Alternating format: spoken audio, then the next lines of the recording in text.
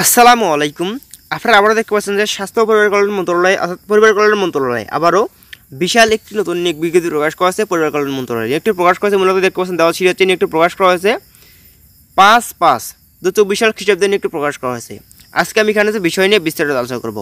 প্রথমে দেখছেন রয়েছে আবেদন করার জন্য সে পদের নাম এবং এখানে আবেদন করার জন্য প্রয়োজনীয় শিক্ষাগত অভিজ্ঞতা। এখানে আবেদন করার জন্য বেতন স্কেল, এখানে শূন্য পদের সংখ্যা। এখানে আবেদন করার জন্য অনলাইনে আবেদনের শুরু এবং শেষ তারিখ বিষয়ে আলোচনা করা হবে, তবে সম্পূর্ণ ভিডিও নিয়ে আলোচনা করা হবে। আপনাদের কাছে একটা রিকোয়েস্ট থাকবে, আপনারা অবশ্যই নতুন অবশ্যই আমার চ্যানেলটি সাবস্ক্রাইব করে রাখবেন এবং সাবস্ক্রাইব করে বেল বাটন প্রেস করবেন, যাতে পরবর্তী কোনো নতুন নতুন ভিডিও আসবে আপনাদের কাছে নোটিফিকেশন চলে যায়। আসুন ভিডিওতে যাওয়া যাক। এখানে দেখছেন দেওয়া আছে 1 নম্বর পদের নাম।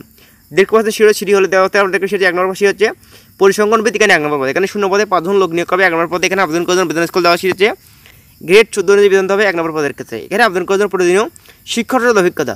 দেখো সেগুলো হচ্ছে যে এখানে আবেদন করার জন্য কোনো শিক্ষিত বিশ্ববিদ্যালয় হতে পরিসংখ্যান, গণিত, অর্থনীতি বিষয় অবশ্যই আপনাকে শনাক্ত ডিগ্রিবাস থাকতে হবে, তাহলে এখানে আবেদন করা যাবে। এখানে অবশ্যই আপনাকে ডিগ্রিবাস থাকতে হবে, তাহলে এখানে আবেদন করা যাবে 1 নম্বর পদের ক্ষেত্রে। এখানে আবেদন করার জন্য কম্পিউটার পরিচালনায় অবশ্যই আপনাকে দক্ষ থাকতে হবে, তাহলে আবেদন করা যাবে।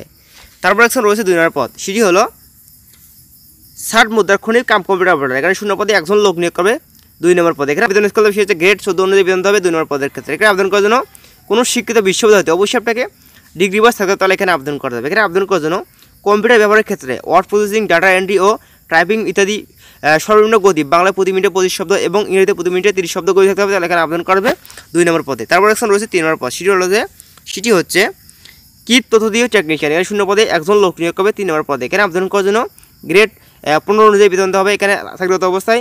তারপর আবেদন করার জন্য সে হচ্ছে কোনো শিক্ষিত বোর্ড হতে অবশ্যই আপনাকে জীববিজ্ঞান সহ বিজ্ঞান বিভাগে অবশ্যই আপনাকে এইচএসসি পাস করতে হবে, তাহলে এখানে আবেদন করা যাবে। এখানে অবশ্যই আপনাকে সায়েন্স থেকে এইচএসসি পাস করতে হবে, তাহলে এখানে আবেদন করা যাবে। এখানে আবেদন করার জন্য দেখুন দেওয়া আছে 4 নম্বর পদ, সেটি হচ্ছে স্টোর কিপার। এখানে শূন্য পদে 6 জন লোক নিয়োগ করা হবে 4 নম্বর পদে। এখানে আবেদন করার জন্য গ্রেড 16 অনুযায়ী বেতন দেওয়া হবে এখানে চাকরিরত অবস্থায় 4 নম্বর পদের ক্ষেত্রে। এখানে আবেদন করার জন্য কোনো শিক্ষিত বোর্ড হতে অবশ্যই আপনাকে উচ্চ মাধ্যমিক পাস এইচএসসি পাস করলে এখানে আবেদন করা যাবে। এখানে অবশ্যই আপনাকে এইচএসসি পাস করতে হবে, তাহলে এখানে আবেদন করা যাবে 4 নম্বর পদের ক্ষেত্রে। এখানে আবেদন করার জন্য স্টোর কিপার পদাধিকারীগণকে অবশ্যই আপনি সরকারের বিধি অনুযায়ী জামানত প্রদান করতে হবে, তাহলে এখানে আবেদন করা যাবে।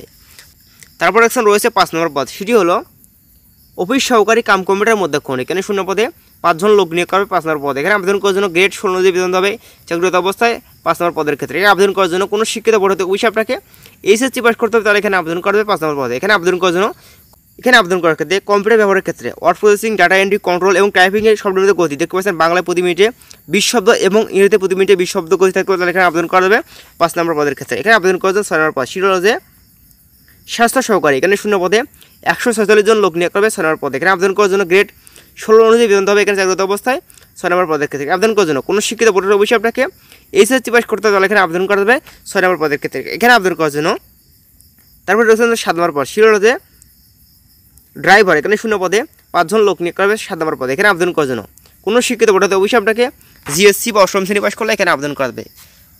এবং তারপরে আবেদন করার জন্য সেটা হচ্ছে গাড়ি চালানোয় অবশ্যই আপনাকে বৈধ লাইসেন্স থাকতে হবে, তাহলে এখানে আবেদন করা যাবে। এবং দেখতে পাচ্ছেন অভিজ্ঞতা সম্পূর্ণ চালকগণ এখানে অগ্রাধিকার পাবেন আবেদন করার ক্ষেত্রে 7 নম্বর পদে। তারপরে রয়েছে 8 নম্বর পদ, সেটা হলো যে ল্যাবরেটরি অ্যাটেন্ডেন্ট। এখানে শূন্য পদে 1 জন লোক নিয়োগ করবে 8 নম্বর পদে। এখানে আবেদন করার জন্য কোনো শিক্ষিত বোর্ড হতে অবশ্যই আপনাকে এইচএসসি পাস করতে হবে, তাহলে এখানে আবেদন করতে হবে 8 নম্বর পদে। এখানে আবেদন করার শর্তাবলী এখানে দেখতে পাচ্ছেন অবশ্যই আপনাকে এখানে অনলাইনে আবেদন করতে হবে। এখানে আবেদন করার জন্য আবেদনের শর্তাবলী জন্মসূত্রে প্রার্থীকে অবশ্যই আপনি বাংলাদেশি নাগরিক এবং দেখবেন সিরাজগঞ্জ জেলায় স্থায়ী বাসিন্দা হবে, তাহলে এখানে আবেদন করবে। এখানে শুধু সিরাজগঞ্জ জেলা থেকে আবেদন করবে, বাকি কোনো জেলা থেকে এখানে আবেদন করা যাবে। আবেদন করতে অবশ্যই আপনাকে অনলাইনে আবেদন করতে হবে। প্রার্থীর বয়স সীমা এখানে 18 থেকে 30 বছর হলে সকল পদে আবেদন করা যাবে। এখানে আবেদন করার জন্য দেখতে দেওয়া আছে অনলাইনে আবেদন শুরু এবং শেষ তারিখ, সেটি হচ্ছে এখানে অনলাইনে আবেদন শুরু সেটি হচ্ছে দেওয়া আছে। আপনি দেখতে পাচ্ছেন সেটি হচ্ছে যে এখানে অনলাইনে আবেদন শুরুতে সেটি হচ্ছে 7/5/2024 সাল সকাল 9টা হতে অনলাইনে আবেদন শুরু হবে। আবেদনের শেষ তারিখ সেটি হচ্ছে 28/5/2024 সাল বিকাল 4টে পর্যন্ত এখানে অনলাইনে আবেদন করা যাবে।